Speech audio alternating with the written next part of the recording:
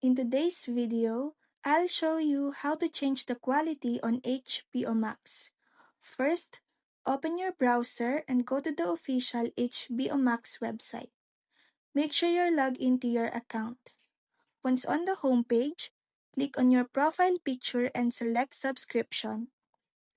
Next, click Change Your Plan.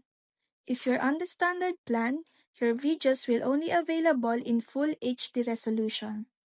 To enjoy 4K Ultra HD and Dolby Atmos, you'll need to switch the premium plan. This plan costs a little more, but you can also choose a yearly subscription for a discounted rate. After selecting your plan, click Continue, scroll down and then Confirm and Pay to complete the upgrade. Once done, you'll be able to watch HBO Max in the highest quality available.